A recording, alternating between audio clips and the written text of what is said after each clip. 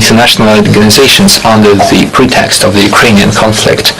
The visit of the minister was very timely, and we have a clear confirmation of our mutual aspiration to expand cooperation in all the areas. We will continue supporting each other. Prime Minister Lavrov, distinguished members of the media, ladies and gentlemen, Assalamu alaikum. First of all, I would like to thank His Excellency Mr. Lavrov for the warm welcome. I am pleased to observe that my visit is taking place in the year which marks the 75th anniversary of the establishment of diplomatic relations between Pakistan and Russia.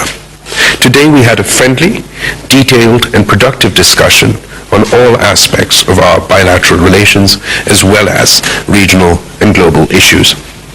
Strengthening relations with the Russian Federation remains an important priority for Pakistan. We believe that Pakistan-Russia relations not only serve our respective national interests, but also contribute to regional and global stability and security. We intend to intensify cooperation with Russia in the areas of trade, economy, security, counterterrorism, defense, as well as cultural, educational, and people-to-people contacts. Last year in September, Prime Minister Shehbaz Sharif and President Vladimir Putin had a successful summit meeting in Samarkand. Just recently, the 8th session of the Pakistan-Russia Intergovernmental Commission on Trade, Economy, Scientific and Technical Cooperation was held in Islamabad. The IGC covered a wide agenda encompassing economic, trade, and especially energy cooperation. Pakistan views Russia as an important player in the West, South, and Central Asia. Pakistan and Russia have good cooperation on Afghanistan. We aim to continue cooperation with our Russian friends on realizing our common goals of peace and stability in Afghanistan. We also discussed bilateral cooperation at multilateral fora, especially within the United Nations and the Shanghai Cooperation. We have a firm belief that all conflicts can be resolved peacefully and that there are no obstacles which diplomacy cannot surmount. The Ukrainian conflict is no exception. Developing countries like Pakistan are facing negative consequences in terms of its economic impact. We trust that the strong tradition of diplomacy of the Russian state will help achieve a peaceful resolution of the conflict. I would like to thank once again my gracious host, Minister Lavrov, for his invitation. We hope to continue high-level contacts and reiterate Pakistan's commitment to deepening and strengthening relations with the Russian Federation. I thank you. Please, the Pakistani television. Mr. Bilawal Bhutto, this year Pakistan and Russia are celebrating 75th anniversary of the diplomatic relations. Your grandfather Zulfikar Ali Bhutto tried to deepen relationship with Soviet Union, whereas your mother Mohtarama Benazir Bhutto and your father Mr. Asif Ali Zardari made all efforts to establish good ties with Russia. Today, how do you see this relationship between two countries? Thank you so much for your question, particularly noting the three-generational input from my family in enhancing Pakistan-Russia relations. As the Foreign Minister noted, Shahid Zulfikar Ali Bhutto, when he was Energy Minister, Foreign Minister, and Prime Minister, worked on enhancing bilateral relations. As you mentioned, Shahid Mohtarama Benazir Bhutto in her term as Prime Minister made her efforts. My father, President Zardari, when he was President of Pakistan, contributed in his capacity to the enhancing of bilateral relations between Pakistan and Russia, and I'm particularly proud that as Foreign Minister of Pakistan, I too will now be playing my part in enhancing bilateral relations between Pakistan and Russia. The 75th anniversary of our diplomatic relations is a happy occasion and we plan on commemorating it in a befitting manner. Our growing relations are characterized by increased pace of high-level exchanges, including the summit meeting last year in September in Samarkand, and our communication ministers visited Moscow last November for the signing of an agreement on international road transport. Our Minister of State for Petroleum had fruitful meetings in Moscow in December 2022 and on expansion of energy cooperation. And as I already mentioned, we have held a successful 8th session of the Intergovernmental Commission in Islamabad earlier this month.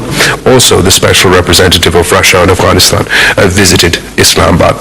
There is will and enthusiasm on both sides to not only follow up through with our existing plans for cooperation, but also to look for new vistas of cooperation for a brighter future between our two countries. Thank you. Уважаемый Sergei Viktorovich, Distinguished Minister Lavrov, previously there used to be 2 direct flights between Moscow and Karachi. Are you discussing the possibilities of renewing the flights between the 2 countries? Yes, we are discussing the possibility of renewing the flights between the relevant authorities, the civil aviation authorities of Russia and Pakistan. As you know, we attach special importance to the commercial component, and we are considering this matter. Thank you. The next question from Lenta.ru agency. Valentina Schwartz. Good afternoon. I have a question for each of the ministers. A question for Minister Lavrov. The partnership in the SCO is one of the most important tracks of cooperation between Russia and Pakistan, and many countries are expressing their interest in joining this organization. Could you tell which countries could enter the SCO this year, and are you expanding the list of the candidates for membership in the organization? Perhaps there are some new countries. And a question for the Minister of Foreign Affairs of Pakistan. In the previous weeks, Russia and Pakistan have been actively talking to sign a deal on the oil supply. When can we expect the signing of the deal? And has Pakistan managed to receive guarantees from the United States that they would not block the deal or introduce the secondary sanctions? And what currency will be used to pay for the Russian oil? Thank you very much. As for the question regarding the expansion of the Shanghai Cooperation Organization, we are expecting the membership of the Islamic Republic of Iran as a full-fledged member, and we have also started the official procedures for the Belarus for joining the organization, and there is a number of countries who have received the status of the dialogue partner, including numerous Arab countries. The list is in open access and you can see it for yourself. Question. Indeed, we've had and continue to have detailed conversations on energy cooperation between Pakistan and Russia. As you may be aware, Pakistan faces severe energy crises and problems. We are faced with exorbitant import bill as far as hydrocarbons are concerned, and I am expecting positive progress on our discussions between Pakistan and Russia on energy cooperation. The recent visit to Pakistan also, I've received incredibly positive feedback on the topic, and as far for other countries, I expect them not to interfere in the bilateral relations between Pakistan and Russia. We absolutely will do whatever is necessary to provide our people with the necessities that they require. The people of Sindh, the people of Balochistan, the people of South Punjab, the people of South Pakhtunkhwa were devastated by the most historic climate catastrophe that we have witnessed in the floodings that we faced last year.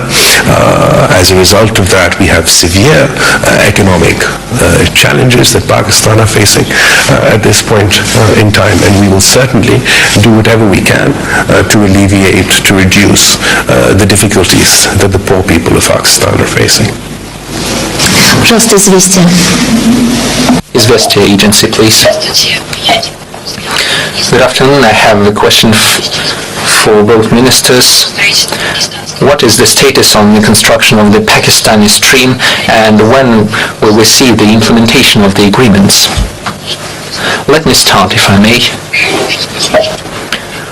I've already said that this is a matter that was discussed during the Intergovernmental Commission session on the Trade and Economic Cooperation, which took place 10 days ago in Islamabad.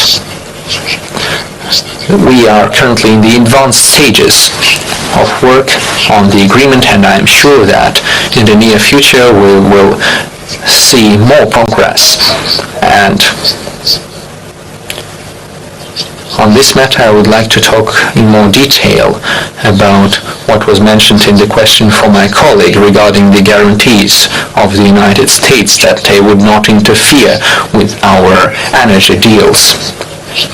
They will make obstacles, I'm sure, since the United States has no shame and they act in a very arrogant manner and saying to everyone that they should not deal with Russia. There were recently threats for China as well as India and Turkey.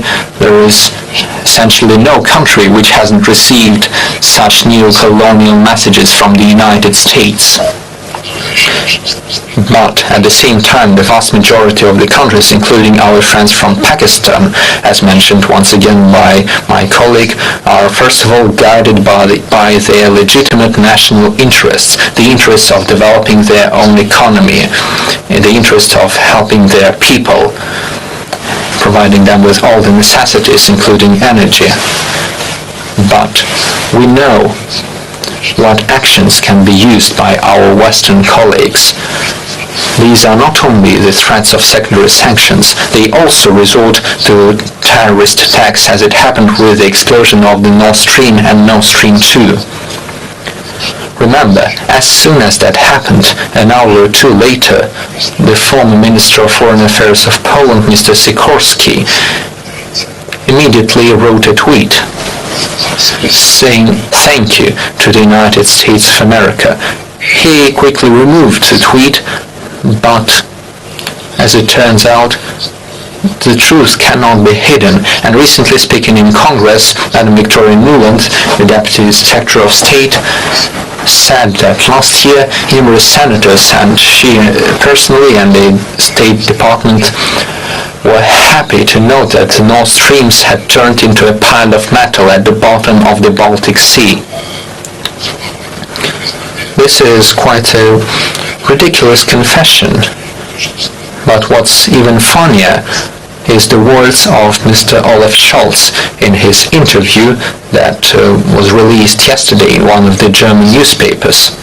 He was asked when the investigation would be over, and he said that the explosions took place in the waters of Sweden and Denmark, that the investigation was difficult and it was still going on, and in countries that respect the rule of law, like Germany, the officials shall refrain from any suppositions and only speak out when they have the solid proof. That was a quote from Olaf Scholz. Let me draw your attention to the fact that no one was even thinking of following the advice of Mr. Scholz and the principle, which is valid in all the states. The majority of the countries of the European Union, under the pressure from the United States and United Kingdom, were introducing sanctions for the so-called poisoning in Salisbury, for which there was no proof, and dozens of our official requests through the international conventions were simply ignored in connection with this case. And Germany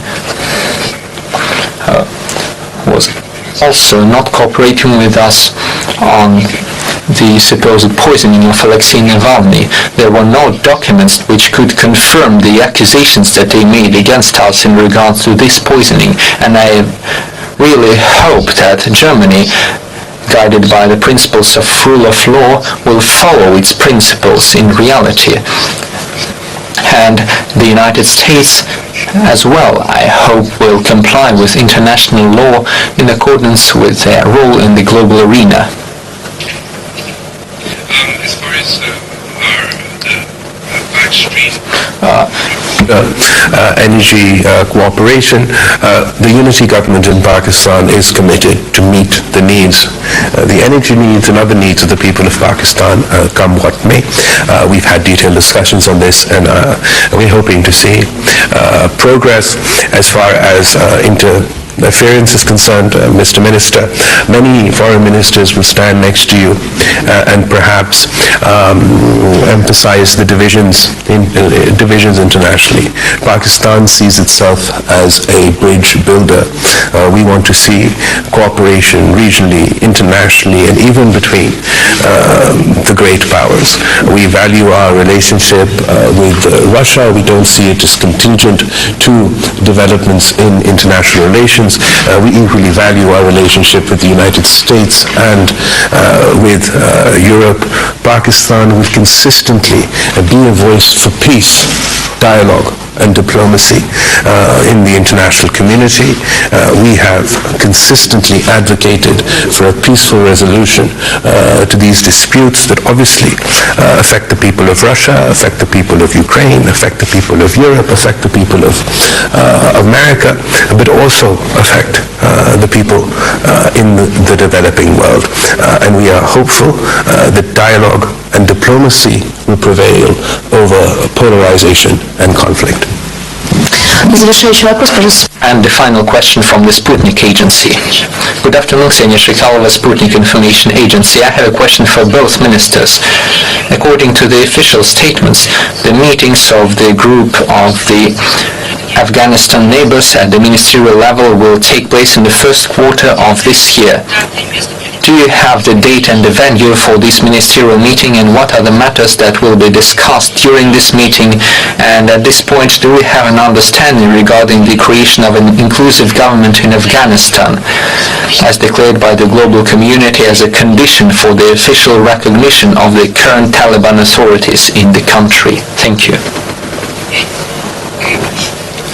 Well, in order to be more specific, let me note that the establishment of an inclusive government in Afghanistan is not a condition stated by the international community.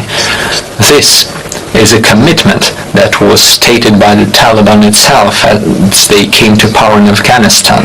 They said that the establishment of an inclusive multi-ethnical government will be one of their goals, and the global community naturally expects them to comply with their commitment. This, along with other matters, will be of principal importance for the international legal recognition for this government. At the same time, the lack of an agreement at this stage is not considered as an obstacle to build up cooperation and full-fledged dialogue with Kabul, with the Taliban, including dialogue to promote the establishment of an inclusive order and government that you mentioned. This topic, as well as the matters related with overcoming the issues in and around Afghanistan, is discussed at numerous events, and Russia makes its contribution and organizes meetings within the so-called Moscow format.